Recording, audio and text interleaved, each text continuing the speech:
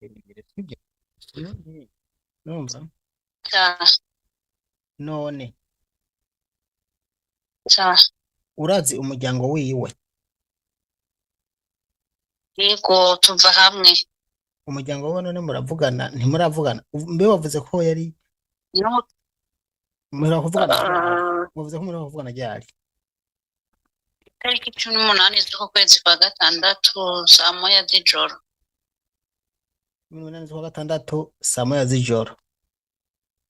Yego niho bamubwira ngo ntibambare bagende, gushika rero iyi saha ntarasubira kubonekana. Uyu munsi turi itariki 26, vyumvikana ko haheze iminsi umunani, 18. Yego Ni umunani. yego None ca wavuze ko ngibutsa amazina yiwe. bamwita Evelyn, irindi zina ntaryo nibuka. Saba Eveline akaba yasafirije mu kigo Elme Blanc ngaha mu Nyabugete kwa Fayizi. mu mwaka 2025 yari amaze imyaka ibiri twavuye mu Burundi. 2024. Yego mu kwa gatandatu niho yurira itariki nenga nka nk'umunani gutyo.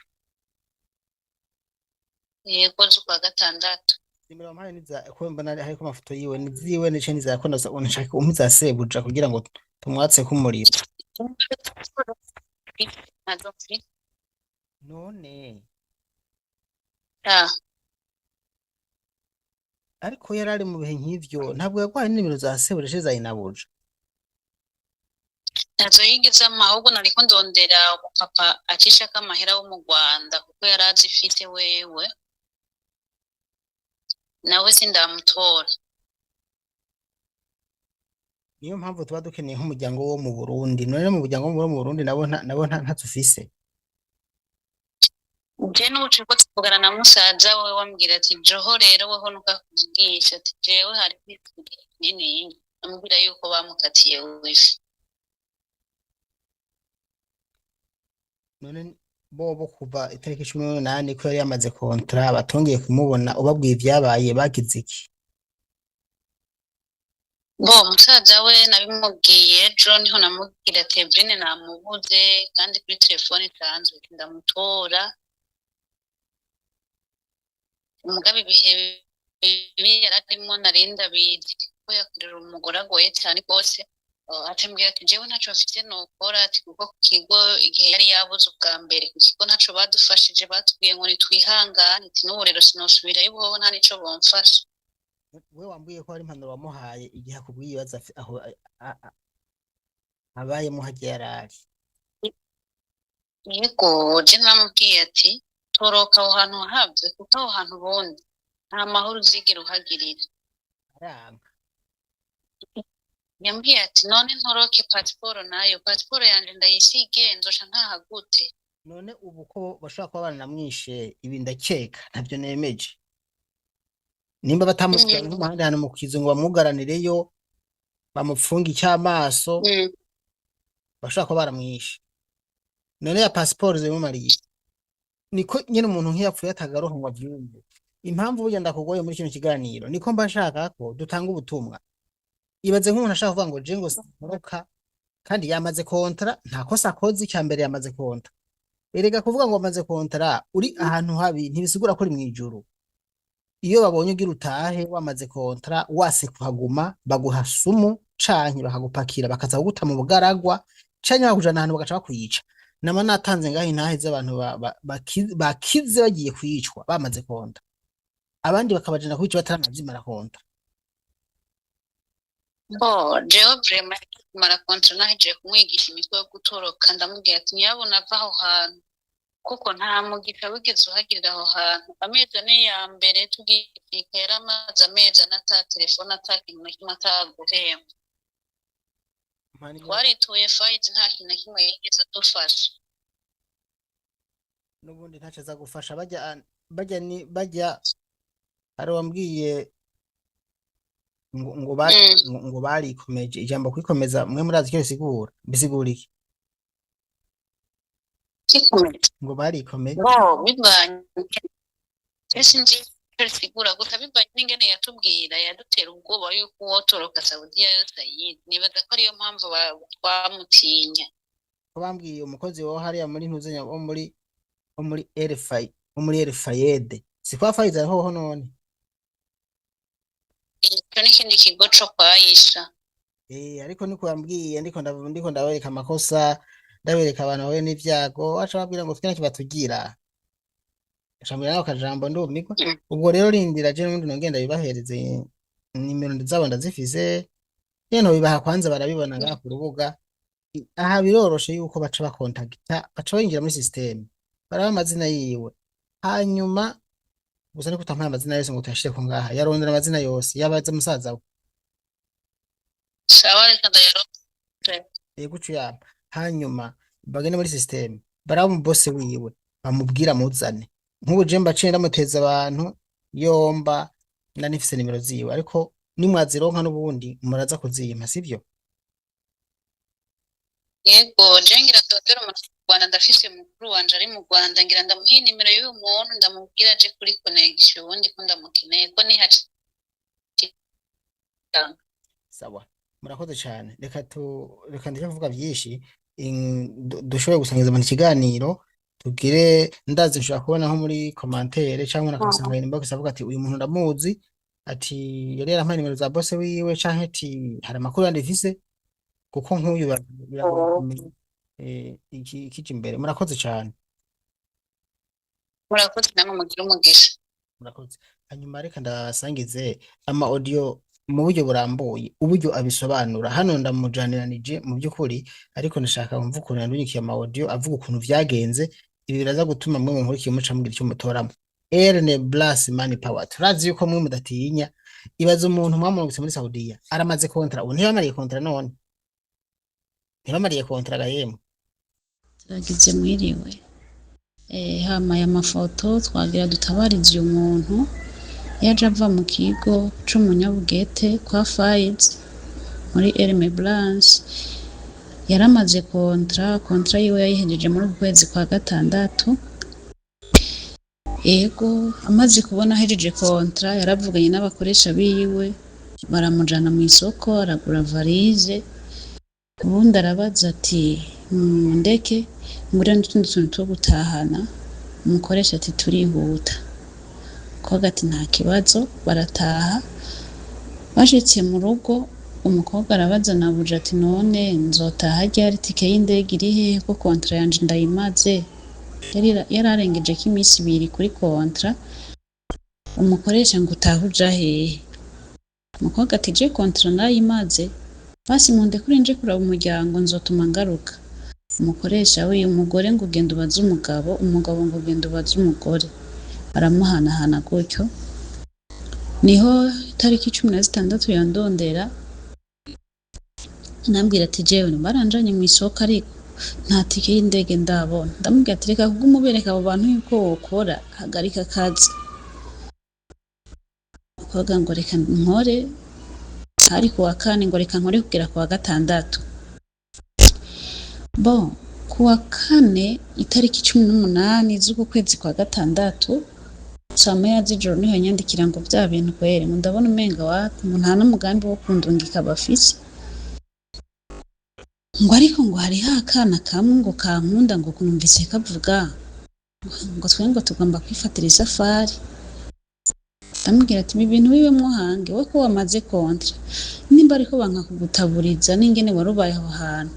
tuma wihereza ibarabara ubundi igipolisi gitume kigufata hama bace bagirante bakurungika mu gihugu umukobwa aherutse iyo message hari saa moya topo zo muri iki gihugu gushika iyi saha telefone yiwe ya WhatsApp ntirengana telefone ya direct umurondeye n'umutora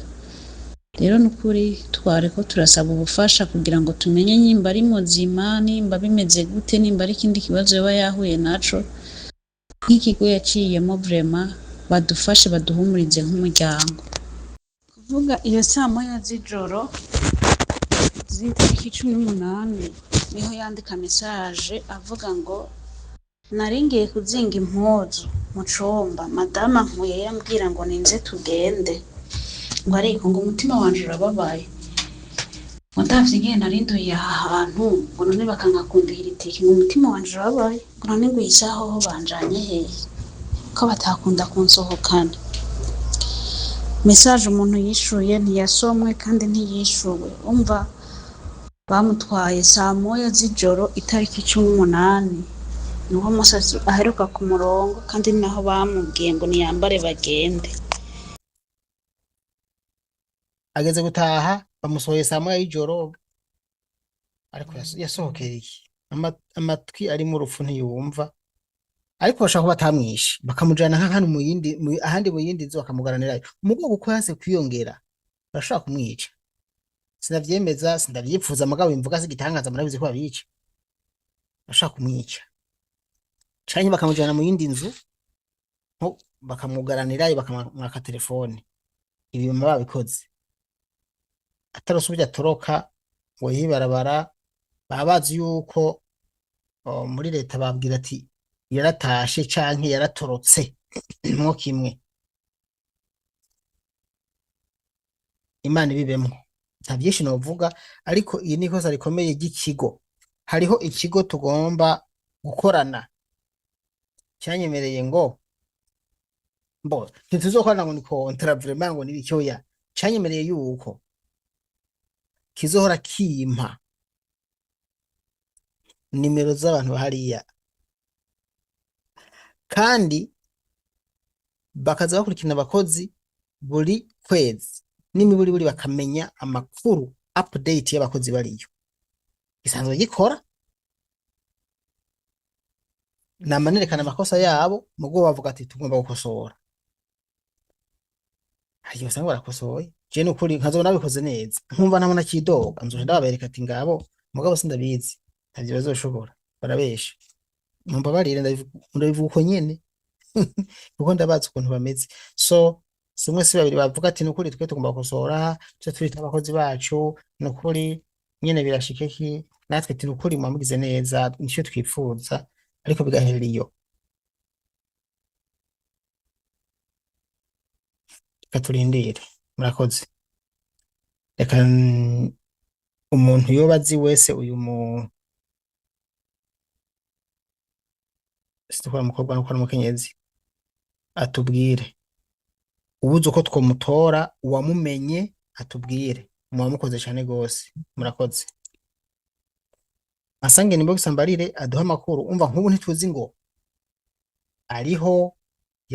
yararihiwe itike imuta mu nzira yaranyurujwe yajanywe mu yindi nzu cyakoze kuva iyi misi yose murumva ko atatashe mu Burundi le 18 tour 26 ça fait 8 jours imisi myinshi Imana ibibemo bakunzi banje nkuko mwabinsavye abo dutabariza bari mu vy'abarabo abo dufasha kuronka ubuzi Dubai